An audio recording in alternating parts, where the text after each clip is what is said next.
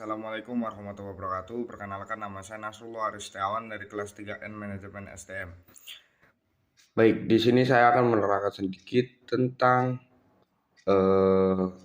materi manajemen inovatif dengan judul Human Capital atau model manusia.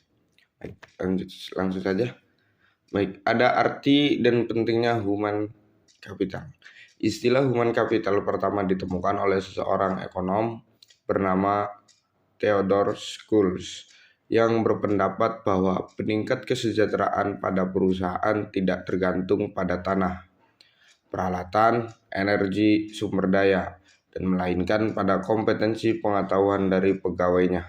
Kemudian ia mendeskripsikan posisi human capital sebagai kemampuan sumber daya manusia yang diperoleh melalui investasi pada sumber daya manusia, yang mendeskripsikan bahwa human capital terdiri dari 4 hal. Yang pertama itu kemampuan, perilaku, usaha, dan waktu.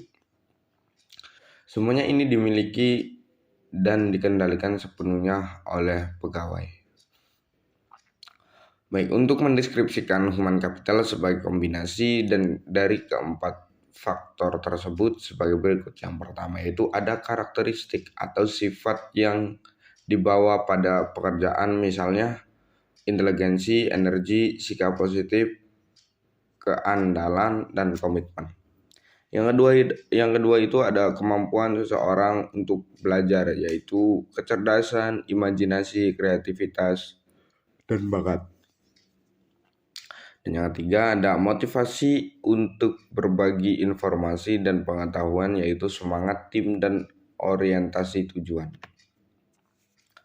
Selanjutnya, peran human capital sebagai kunci keunggulan organisasi. Kunci keunggulan organisasi terdiri dari 3 kelompok utama dari aset perusahaan, yaitu ada aset finansial, ada aset fisik, dan aset tak berwujud. Aset finansial misalnya uang tunai dan surat berharga. Aset disebut financial capital. Kedua ada aset fisik, terdiri atas peralatan, gedung, dan tanah. Dan aset tak terwujud yaitu modal organisasi, aliansi bisnis, pelanggan, merek, reputasi, modal, dan intelektual. Adapun hubungan kompetensi karyawan dengan human capital dalam meningkatkan kompetensi karyawan, tantangan utama yang harus diperhatikan yaitu kompetensi harus sesuai dengan strategi bisnis, dan kompetensi perlu diciptakan melalui lebih dari satu mekanisme.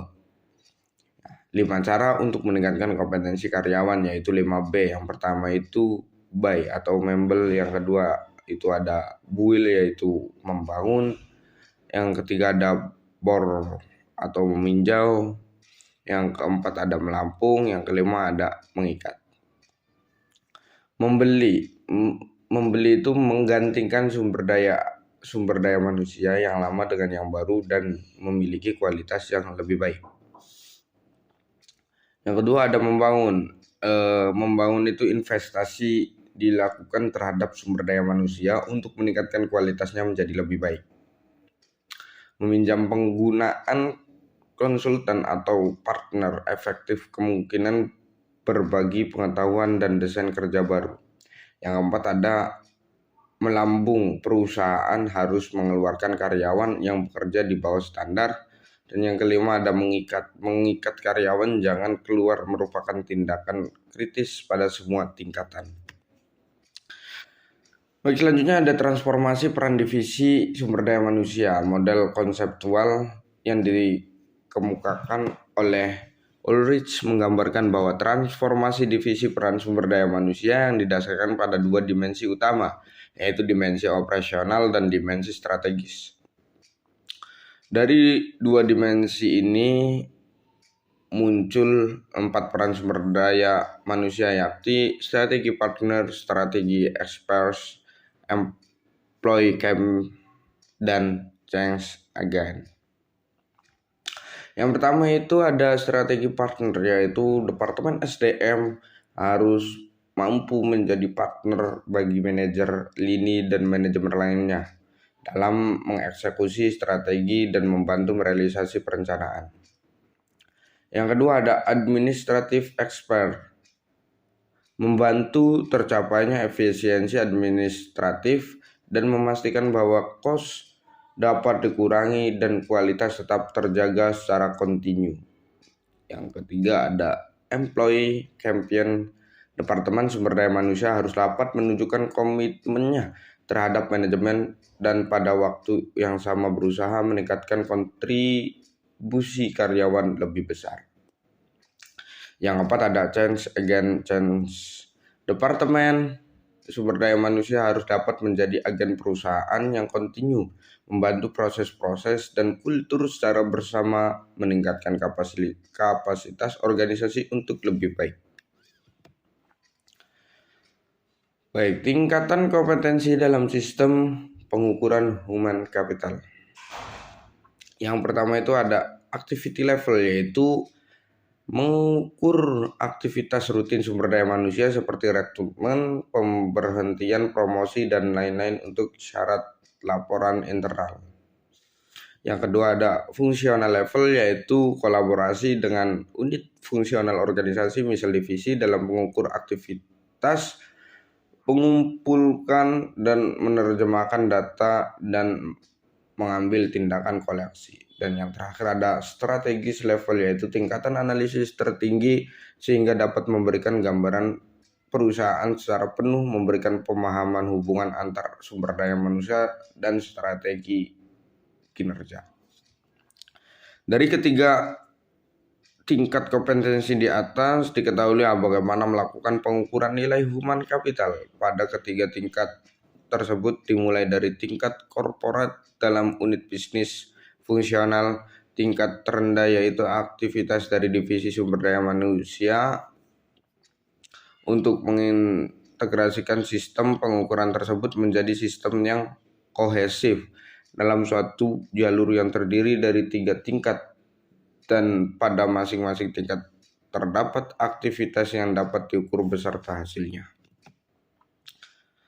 Baik, ada perubahan paradigma karyawan. Pandangan perusahaan yang hanya pada kos saja dalam pengelolaan human capital harus ditinggalkan. Artinya investasi dalam sumber daya manusia dipandang bukan sebagai biaya saat ini, melainkan investasi aset masa depan. Langkah-langkah perusahaan mengubah pola pikir. Yang pertama itu beberapa besar pengeluaran investasi yang telah dikeluarkan perusahaan untuk sumber daya manusia. Yang kedua, bagaimana tingkat return of investment atas investasi tersebut. Yang ketiga, dapatkan dari beberapa investasi tersebut dialokasikan kembali untuk mendapat ROI yang lebih baik. Selain itu juga tantangan datang dari investor jika mereka membutuhkan informasi untuk membuat keputusan tentang sumber daya manusia, sehingga mereka memiliki gambaran perusahaan komprehensif dan dapat memprediksi kemampuan perusahaan dalam menciptakan nilai di masa depan.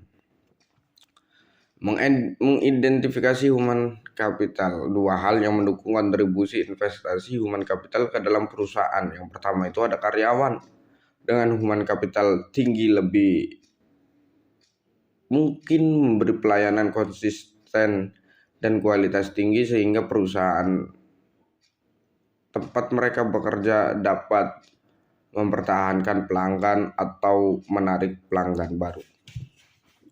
Kedua, pelanggan potensial dapat menggunakan kualitas human capital dari karyawan perusahaan sebagai alat penyaring untuk memilih layanan yang mereka sediakan. Untuk memberikan perusahaan proses atau bisnis apapun tergantung pada 3 keterampilan, yaitu ada commodity scale, yaitu kemampuan tidak spesifik untuk bisnis tertentu, dapat langsung diperoleh dan lebih kurang sama nilainya bagi setiap bisnis. Misal kemampuan mengetik, kemampuan komputer. Yang kedua ada leverage scale, yaitu pengetahuan yang meski tidak spesifik untuk perusahaan industri tetapi relatif lebih berharga bagi perusahaan tertentu daripada perusahaan lain. Misalnya programmer di bank berbeda nilainya dengan programmer di perusahaan komputer. Yang ketiga ada proprietary skill, yaitu pengetahuan spesifik bagi perusahaan, misalnya hak paten dan hak merek. Sekian dari penjabaran kami, kurang lebihnya mohon maaf. Billahi taufiq wal hidayah. Wassalamualaikum warahmatullahi wabarakatuh.